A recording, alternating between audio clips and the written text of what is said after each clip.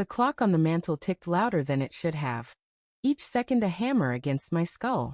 I sat on the couch, staring at the front door, its chipped green paint mocking me with its stillness. My phone lay face down on the coffee table, silent for 22 hours and 17 minutes since Lila's last text. Be home soon. No call, no follow-up, no explanation. Just those 3 words, now burned into my retinas like a brand. My coffee, cold and untouched, sat in a chipped mug beside a half-eaten bagel.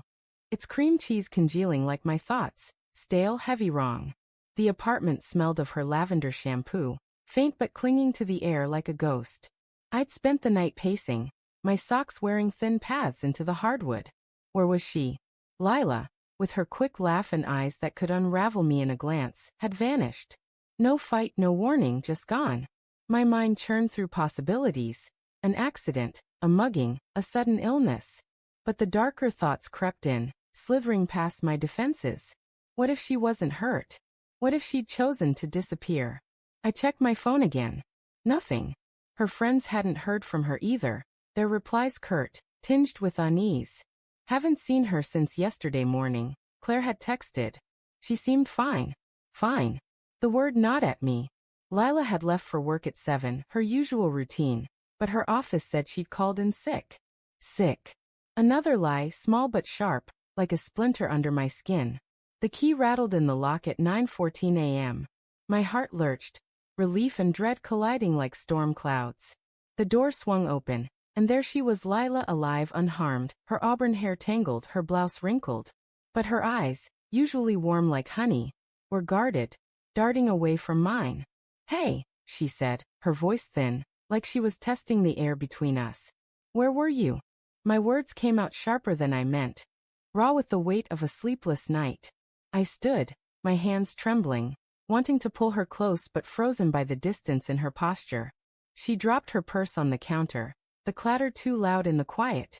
I'd got caught up. I'm sorry. Her fingers fidgeted with the hem of her sleeve, a nervous tick I hadn't seen in years. I didn't mean to worry you. Caught up. I stepped closer, the floor creaking under my weight. You didn't call, Lila. You didn't answer. I thought. My voice cracked, betraying me. I thought you were dead. Her lips parted, but no words came.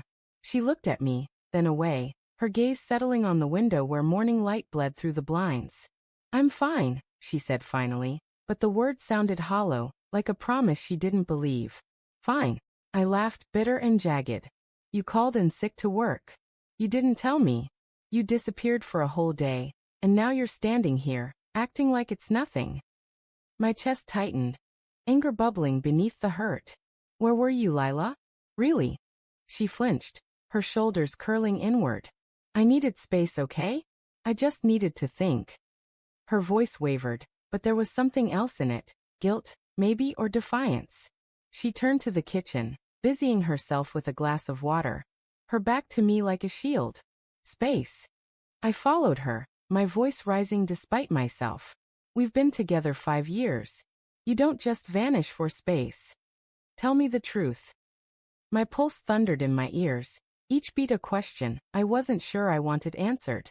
She set the glass down hard, water sloshing over the rim. It's not what you think, she said, her words rushed, almost desperate.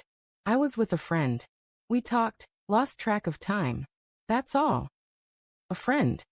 The word tasted sour. Which friend, Lila? Claire didn't know. Neither did Jess. Who was it? My hands clenched, nails biting into my palms.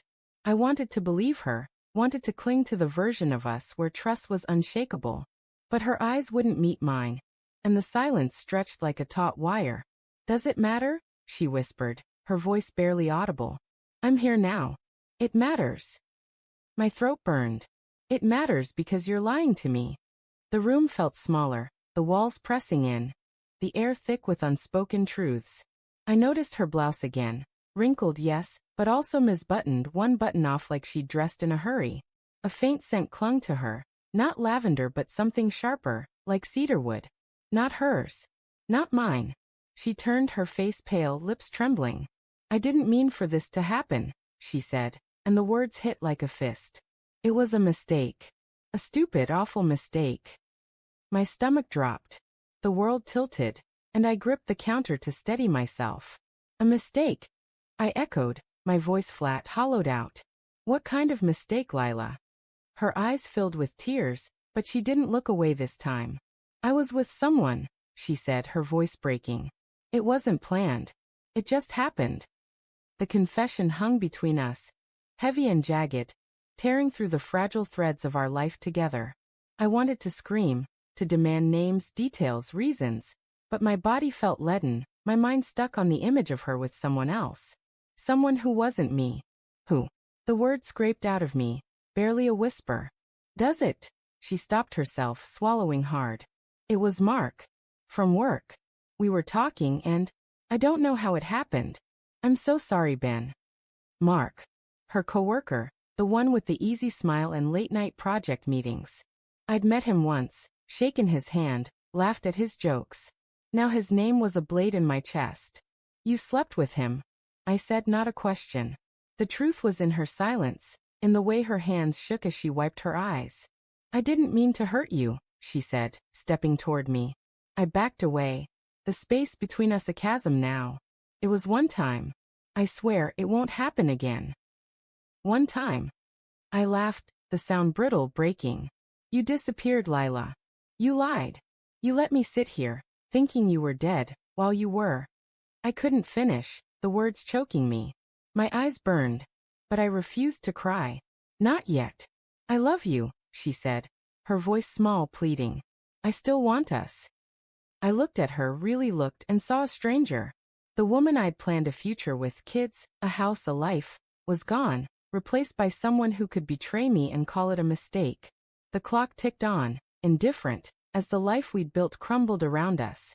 Then why? I said, my voice steady now, cold. Do I feel like I'm the one who's gone? She had no answer. And in that silence I knew. She'd come back, but I was no longer hers.